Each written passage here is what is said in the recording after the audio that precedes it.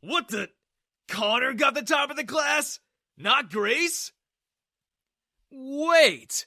Grace, is Connor actually smarter than you? No! That can't be true! Grace then burst in tears, but to me, it gave me so much pleasure that I nearly messed up the speech. My speech to the audience detailed everything about my poor upbringing, about how seeing all those fortunate around me motivated me to take my studies seriously and achieve the top of class status. But I could tell no one was really listening, as they were either rolling their eyes, glaring at me, or comforting Grace. Despite that, I couldn't help but keep smiling to myself. By graduation, I had saved myself a little fortune, and I'd quit the warehouse job and was hired at the same finance firm as my dad's. There, I learned about investment in stocks, whereas my classmates were out throwing parties and going on shopping sprees. I didn't have to worry about paying for college, as many colleges offered scholarships thanks to my principal's recommendation. And my poverty for sure. Need-based scholarships were what pulled me through college applications, and I spent several nights after work slaving away applying to scholarships like it was an obsession. But it was worth it.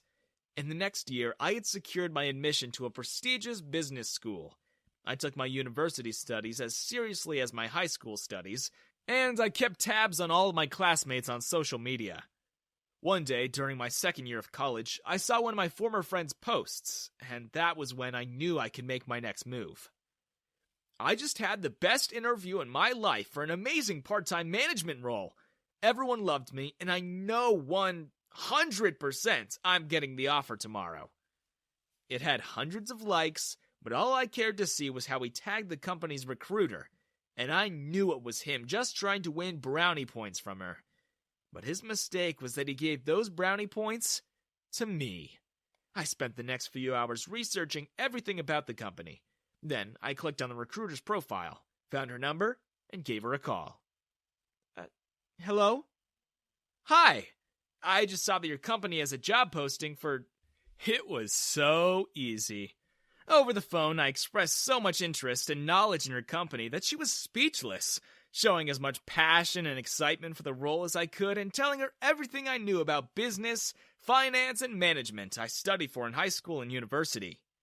Oh my gosh! You sound exactly like the candidate we are looking for. Oh, I'm so flattered, man. May I ask if I can interview for this role? I would absolutely love to work for your company. She happily agreed, and the very next day, the job offer was in my inbox. I kept scoring victories like these, and every bit of revenge I extracted on my bullies gave me a craving for more. Stealing someone's job, topping the bid for auctions and snatching their dream items from them, buying their favorite video games and concert tickets and reselling these to them for inflated prices. I had changed jobs so often, plucking them from my bully's grasp, using my previous experience and salary to my advantage to secure extremely high-paying roles. Studying was still my highest priority, but I was still saving and investing like crazy, only splurging to put another revenge plan into action. And one day, during my senior year of college, I checked my bank account. $1 million. It was something I thought I'd never see even until the day I died. Even I hadn't known how much money I had earned, purely fueled from my desire for revenge against those that wronged me. Without hesitating, I transferred half of it to my dad back home, who was now under a caretaker. Connor! What in the world? Relax, Dad. See? I told you we weren't worthless. Don't worry about me. Get better. Okay? When I got my diploma, that was when I thought my plans for revenge had been fulfilled. I was no longer in poverty, and I made my classmates pay. My desire for revenge was quenched. Wasn't it? Ding! But when I saw the new post, I knew there was one more plan for revenge I had to extract. I showed up to my high school's reunion party in one of the finest suits I found. Something I bought just for this occasion.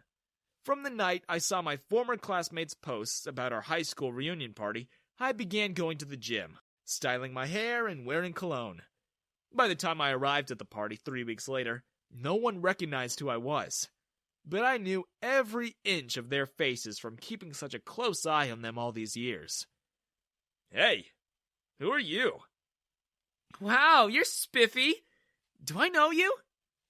A mini crowd had formed around me, everyone wondering who I was. Just when I was going to drop the shocking news, I saw Grace.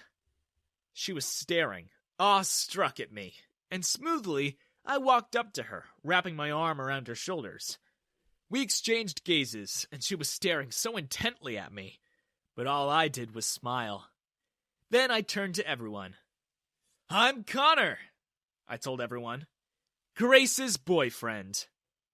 Gasps swarmed the air. Grace is the loudest. She gripped me on the arm and stared back into my eyes. Oh, Connor. Connor. You came back for me. You changed for me. Of course, Grace. Anything for you. The rest of the party was a blast. People laughed with me rather than at me, and everyone loved being next to me. Many of them gazed at me with awe and respect when I told them about my job, my school, and my $1 million. Hey, Connor. You see, I'm struggling a little bit, and if it isn't too much to ask, may I borrow a couple $1,000? You have so much. Yeah, me too, please. We hung out all the time when we were young. We're sorry we treated you that way back then. We were kids. You understand, right? I could have done it there. I could have screamed and laughed at all of them at what failures they were, unlike me. But I didn't. The silent desperation and dread in their eyes when I told them to take care of themselves was better than any other outburst, and I savored in their anguish that I'd suffered all of those years before. After the party ended, I kept in contact with Grace afterwards. With my savings, I began running my own business. A finance firm just like the one my dad worked at, which had long ago closed down. It was a miracle. I started getting invited to conferences speaking about my work all around the country, and as a result, I grew richer and richer. For several months, Grace and I met every week, and we began going out. I bought her the lavish dinners and gifts she dreamed of, presenting her all the designer shoes and dresses she ever wanted. Eventually, she moved in with me, and I bought a wedding ring and left the box hidden in the kitchen pantry for weeks, which she checked secretly every day, even though I knew she was. And one night, the night before my biggest conference, which also happened to be Valentine's Day, I took the box and told her to come to my presentation tomorrow for a special announcement. Of course I will, babe! And so, on Valentine's Day, I surprised her with a limo at our doorstep, and we rode it to the conference center. Because the spring conference was the largest of the year, there were so many people there. I even told Grace to invite our entire graduating class and all of her friends. When we stepped out of the limo, all of my former classmates were congratulating me, saying good luck and telling Grace she was a lucky gal, while many stared at me with awe, respect, and envy. I led her to a front row seat before beginning my speech, a large slideshow behind me showing my presentation. Today, I want to tell everyone my journey. I started out with nothing, and I grew up getting shunned and rejected by everyone for being poor. People made fun of my poverty, my house, and my clothes, and they made me an outcast. But then, there was Grace. Everyone was watching, and the whole room was quiet. It was perfect. To everyone's surprise, I stepped down from the stage, walking right towards Grace. Yes, Grace. She made me feel something different for the first time. And she made my high school days truly unforgettable. And in front of the entire crowd of classmates, entrepreneurs, and guests, I dropped down to one knee, pulling the ring box out. Grace, will you marry me? Am I an idiot? Of course I will! Grace was absolutely thrilled. She was wearing a beautiful red dress, had everyone's attention, and was going to marry me. A rich guy. But before I slipped the ring on her finger, I stood up. Grace, you mean everything to me. I want to show you and everyone a special video first. About our precious memories. About how you were the reason for who I am today. Grace was pleasantly surprised at my words, growing shy and giggly. But I wasted no more time as I walked towards the projector that was showing my slideshow presentation, switching the slideshow to the next slide where the video was. I played it. The entire crowd of conference guests, businessmen, and our old classmates gasped and shrieked in surprise. On the projector screen, a video of her throwing down the flowers and necklace at the thrift store was shown on full display, her full yelling voice echoing in maximum volume, while my pathetic self in the video looked down. It was the same video that was posted across the school. Then the slideshow continued scrolling, showing screenshots of her and everyone's hateful comments. And when I peered back at my former classmates, shocked guests, and Grace herself, I knew I had finally won. As I said, our precious memories. Gasps exploded. The conference guests gaped at her with angry silence, and our classmates were looking around, horrified and embarrassed I had exposed their ugly past to the general public. Grace ran up to me, tears flooding her eyes. "Please, Connor, I was wrong about you.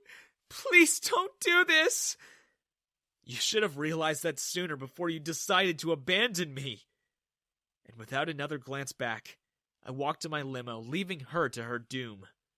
The ultimate revenge was complete. And that's where we're at. I wish I could tell you more about how successful my life was afterwards, but I have to run to a car detailing appointment.